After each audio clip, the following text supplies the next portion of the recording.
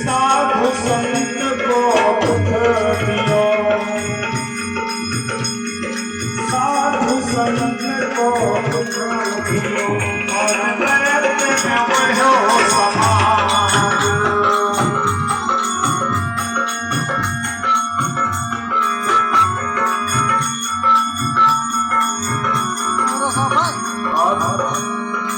यज्ञ होम की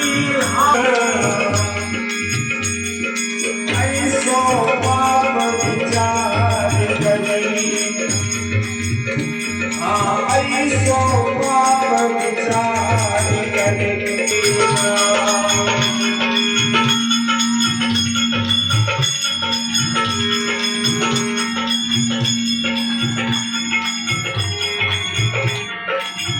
और जब पृथ्वी बहुत ऊंची हो जाती है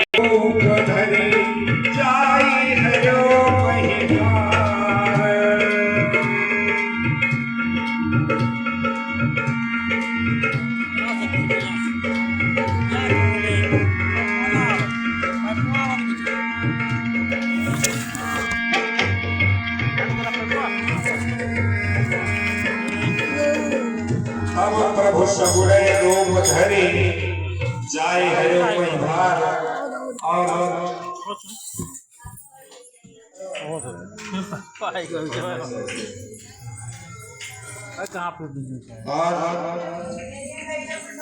बारातियों के सहित बड़े धूमधाम से वासुदेव देवकी जी का विवाह हुआ। और सुबह जब विदाई का समय हुआ, कंस ने कहा कि कोई सारथी, कोई सिपाही, कोई रथवान मेरी बहन को इसके घर पर पहुंचाने नहीं ले जाएगा। ये मेरी सबसे छोटी बहन है। स्वयं मथुरा का राजा कंस सारथी बन करके अपनी बहन को इसके घर पर छोड़ने जाएगा। और तब चढ़ाए रथ प्रेम की, भैया जी तब चढ़ाए रथ प्रेम की, आप भयो रथवान, पहुँचान के हेतु सो, हल्का सा पहुँचावन के हेतु सो, चलो सहित अभिमान। हरे अभिमान के साथ में वासुदेव देवकी जी को रथ में बैठा करके उनके घर पर छोड़ने के लिए जा ही रहा था। उसी समय आकाशवाणी होती है, हरे राजा कंस अपने जिस बहन को प्यार से उसके घर पर छोड़ने जा रहा है, उसी का 8वां पुत्र तेरे मृत्यु का कारण बनेगा। उसी के 8वें संतान द्वारा तो मार दिया जाएगा। अब जब ऐसी आकाशवाणी होती है, कंस के हाथ से घोड़ों की रास, घोड़ों की लगाम छूट जाती है, कांपने लगता है। उस क्षण के लिए अपना आपा खो बैठता है। फिर कुछ समय के बाद में सोचता है कि अगर फलदार वृक्ष को जड़ से काट दिया जाए तो उसमें फल कहाँ से लगेगा। अगर बांस ही नहीं लगेगी तो बांसुरी कहाँ से बजेगी। मैं देवकी को ही मार दूंगा तो इसके पुत्र कहाँ से होंगे, इसके संतान कहाँ से होंगे। देवकी जी के सर का बाल पकड़कर रस से बाहर निकाल लेता है और जब देवकी जी को मारने के लिए अपना तलवार निकालता है तो बराती जो रथ के पीछे थे किसी में हिम्मत नहीं होती कि कंस सामने जाकर के कुछ बोल दे। लेकिन वासुदेव जी सोचते हैं कि देवकी मेरी धर्म पत्नी है, देवकी की रक्षा करना हमारा परम धर्म है, परम कर्तव्य है। हाथ लेकिन वासुदेव जी सोचते हैं युद्ध करके तो कंस से हम जीत नहीं पाएंगे, इसीलिए बस एक ही रास्ता था, विनम्र प्रार्थना।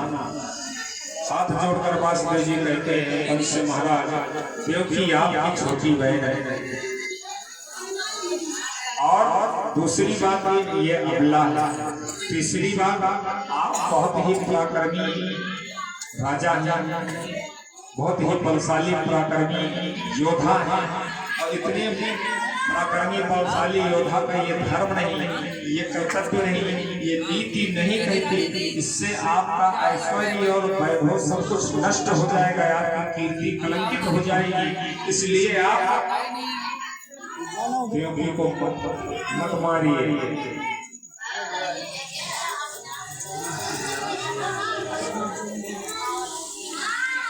जी आप जो कह रहे हो तो ठीक है, लेकिन जो आकाशवाणी हुई आपने नहीं सुना। बात जी बेटे नहीं महाराज, आपने भी सुना, हमने भी सुना, जितने यहाँ बराती हैं सबने सुना। लेकिन भला आप बताओ, देवकी का जो पुत्र होगा, हमारा जो पुत्र होगा, आपका भांजा होगा, तो आपका भांजा आपको कैसे मार सकता है। कंस कहता है तो इसका मतलब आकाशवाणी झूठी हो जाएगी। आपके कहने का मतलब है कि आकाशवाणी झूठी हो जाएगी। बात जी कहते हैं आकाशवाणी झूठी तो नहीं होगी, लेकिन अगर आप ऐसा करेंगे, आपकी छोटी बहन है देवकी, ये अबला है, तो आपकी यश कीर्ति वैभव कलंकित हो जाएगी महाराज, और आपको जघन्य पाप लगेगा। क्योंकि त्रेता के किष्किंधा कांड में एक प्रसंग आता है, रामचरितमानस में बाली सुग्रीव से मित्रता करके किस तरह से बाली को मार करके और भगवान राम सुग्रीव को अभय दान दिए थे और किष्किंधा का राजा बनाए थे। लेकिन यहाँ पर बाली ने एक प्रश्न किया था कि जब भगवान राम पेड़ के आड़ से बाण मार दिए, पेड़ के आड़ में छुप करके, चूंकि बाली को वरदान था कि जो उसके सामने आकर के युद्ध करेगा उसका आधा बल खींचकर बाली के अंदर चला जाएगा, ऐसा वरदान प्राप्त था बाली को। तो बाली को जब बाण लगा तो बाली ने पहले यही कहा कि आप तो धर्मावतार हैं, आपको लोग समदर्शी कहते हैं, आप धर्म की रक्षा करने के लिए इस पृथ्वी पर आए हैं, तो जब धर्म के लिए आप धर्म की रक्षा के लिए आप अवतरित हुए हैं, तो ये कैसा धर्म है, ये बात मेरे समझ में नहीं आई। धर्म है तो धर्म है तो प्रभु गोसाई, धर्म है तो प्रभु गोसाई।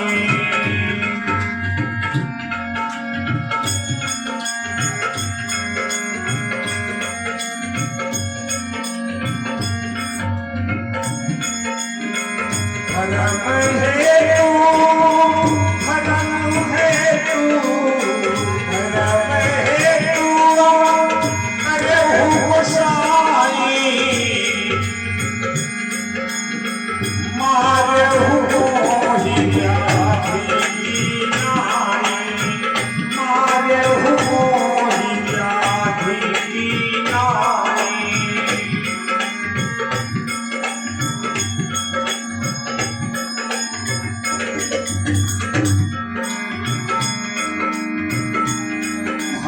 हे तू अवतरे हो गोसाई, हमारे हो ही व्याध की नाई। एक शिकारी की तरह आपने हमारा वध कर दिया है, लेकिन एक बात का उत्तर दे दीजिए, अब तो जो होना था हो ही गया कि सुग्रीव मेरा सगा छोटा भाई है।